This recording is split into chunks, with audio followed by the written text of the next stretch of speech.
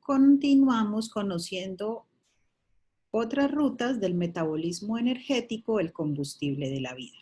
El día de hoy vamos a ver la ruta pentosa-fosfato. El objetivo de la clase de hoy es que conozcamos en qué consiste esta ruta, su importancia, en qué tejido se da, en qué parte de la célula se desarrolla, cuáles son las principales enzimas involucradas en esta ruta, cuáles son los sustratos y los productos y la importancia de estos productos para las células.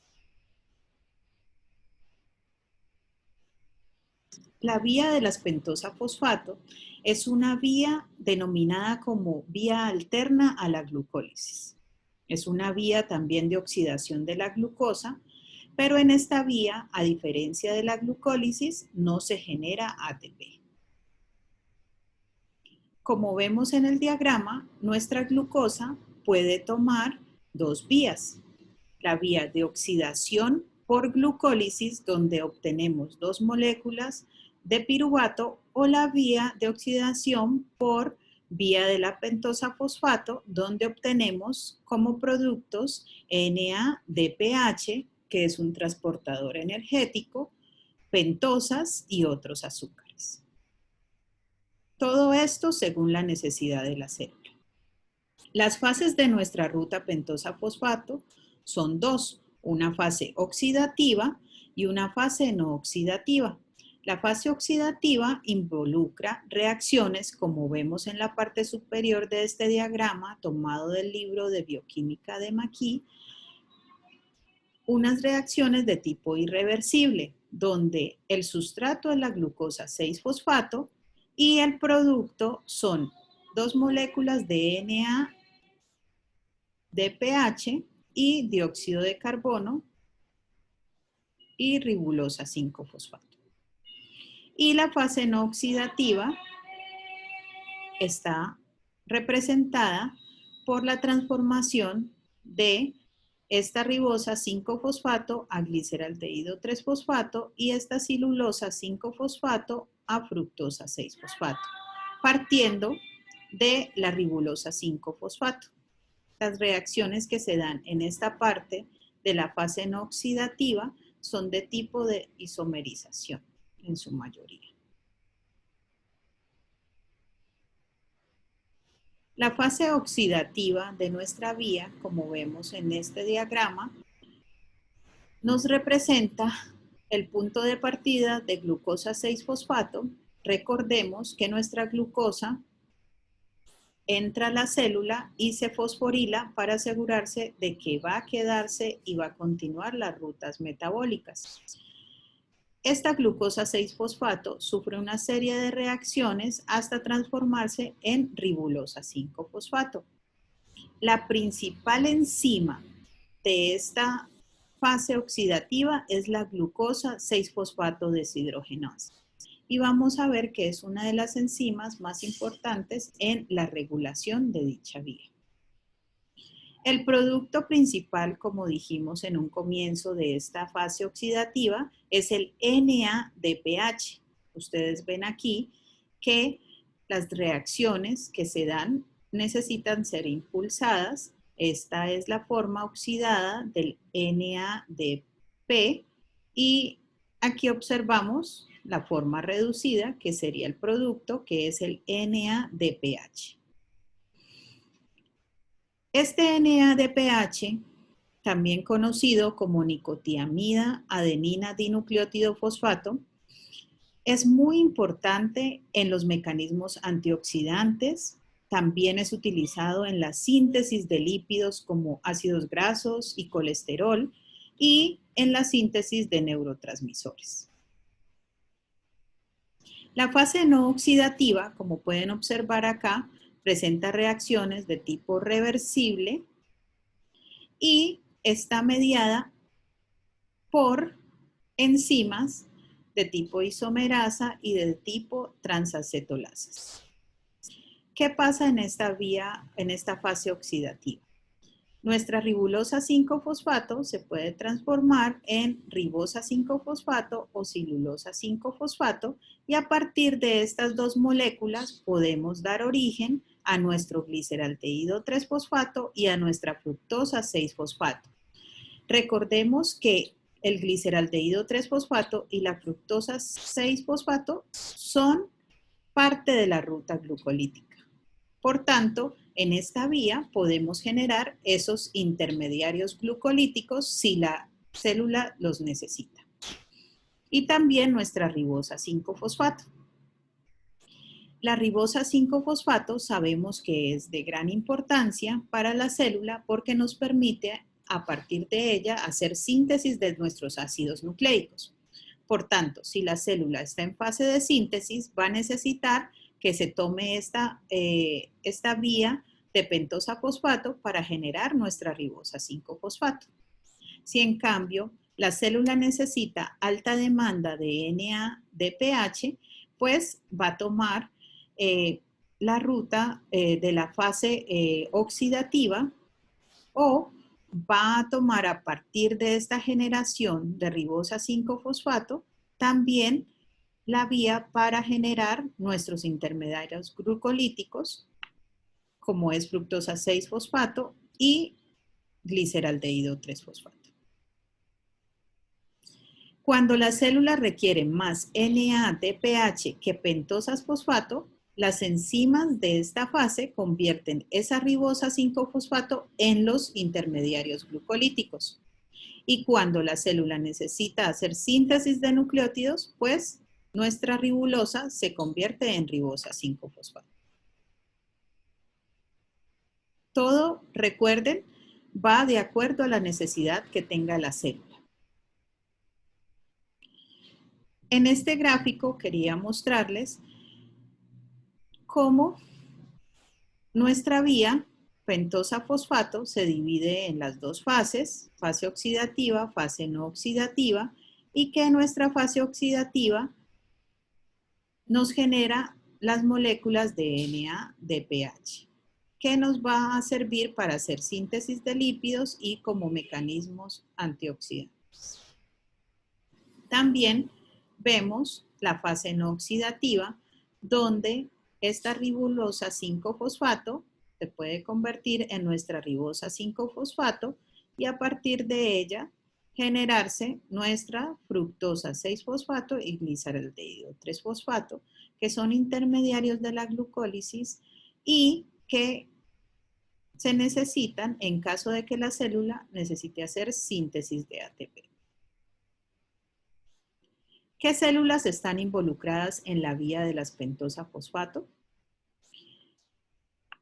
Las células directamente involucradas en esta vía son los hepatocitos, las células del hígado.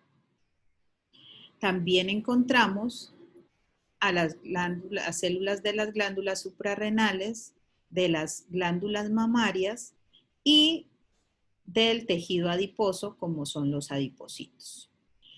Recordemos que uno de los productos de nuestra vía pentosa fosfato es el NADPH y que ese NADPH nos va a servir para hacer síntesis de lípidos. Por tanto, los tejidos donde va a ser más activo esta vía va a ser en los que están asociados a síntesis de lípidos, como es los hepatocitos, como es esta parte del tejido adiposo. Por tanto, la fase oxidativa de la vía de la pentosa fosfato es muy activa en las células implicadas en la síntesis de lípidos. Otra célula donde esta fase oxidativa es muy activa es en el eritrocito. ¿Por qué el eritrocito necesita tanto de esta vía? Resulta que nuestro eritrocito tiene alto riesgo de experimentar estrés oxidativo. ¿Y qué es ese estrés oxidativo? Que se nos generen radicales o especies de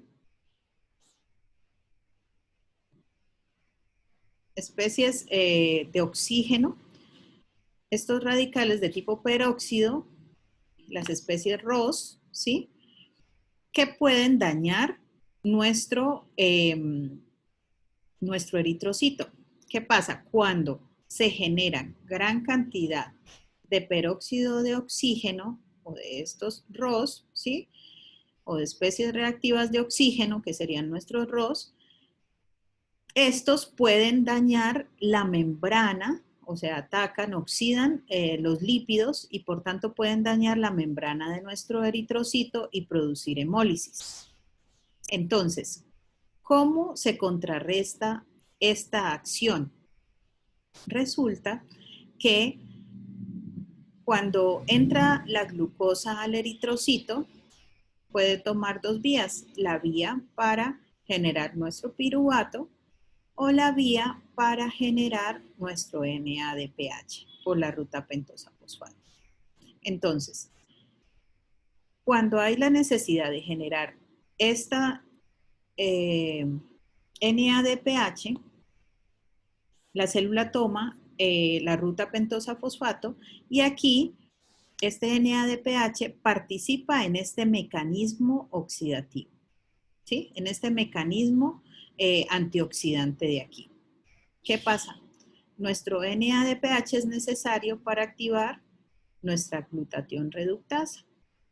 ¿Qué hace esta glutatión reductasa? Toma el glutatión disulfuro, ¿sí? Y lo reduce, ¿sí? Hasta glutatión. Este es un glutatión reducido. Este glutatión reducido sirve para activar nuestra glutatión peroxidasa, que es un mecanismo natural antioxidante de nuestras células, ¿sí? Y esta glutatión peroxidasa lo que hace es transformarnos, ¿sí? Estas moléculas, digamos, generadas, que generan estrés oxidativo, como es el peróxido de hidrógeno, y transformarlas en moléculas de agua que serían menos peligrosas para nuestras células, ¿sí? Recuerden que estas especies reactivas de oxígeno, este peróxido de hidrógeno, ¿sí? Pueden llegar a oxidar los lípidos de las membranas de nuestro eritrocito y romper esa membrana y causar la hemólisis, ¿listo? O sea, el daño de nuestros eritrocitos. La fase oxidativa, podemos decir que en tejidos como músculo esquelético, músculo cardíaco y músculo blando está virtualmente ausente, ¿sí? Ya que pues en estos tejidos no se hace síntesis de lípidos. ¿Cómo se regula nuestra vía de la pentosa fosfato? Si recuerdan, yo les hablé de una enzima. Sin embargo, la necesidad de la célula va a determinar la regulación de esta vía también, ¿sí? La vía de la pentosa fosfato se regula para satisfacer los requerimientos tanto de NADPH y de ribosa 5-fosfato. Si la célula necesita hacer síntesis de lípidos, pues va a activarse, ¿cierto? Esta ruta pentosa fosfato, porque necesita NADPH para poder hacer esto. O si necesita la participación de en mecanismos antioxidantes, también va a generar el NADPH. O si necesita sintetizar ácidos nucleicos, entonces ahí va a generar ribosa 5-fosfato para poder hacer esta síntesis. Como les decía, la enzima reguladora de nuestra vía es la glucosa 6-fosfato deshidrogenasa. ¿Cómo se regula esta glucosa 6-fosfato deshidrogenasa? Básicamente es regulada o inhibida en este momento por la demanda de NADPH. Si la célula ya tiene suficiente NADPH, pues no va a necesitar fabricar más, ¿cierto? Entonces la vía, la enzima, la primera enzima que participa en ese proceso de la generación de NADPH se va a bloquear, se va a inhibir por producto. porque ya hay suficiente y la célula no necesita seguir gastando energía en la producción de esto. Y se va a regular de forma positiva, o sea que se va a activar nuestra enzima cuando haya suficiente glucosa 6-fosfato para poder generar NADPH y ribosa 5-fosfato, o sea que se regula positivamente por sustrato, perdón. Si hay sustrato, pues se puede empezar a realizar la vía. Y también por glutatión disulfuro. Si la célula detecta que hay gran cantidad de glutatión disulfuro, lo que hace es activarnos la glucosa 6-fosfato deshidrogenasa para que se empiece a producir NADPH y ese NADPH pueda activar nuestro mecanismo antioxidante para contrarrestar el daño en los eritrocitos, en el caso de las células de los eritrocitos. Eso es todo por hoy.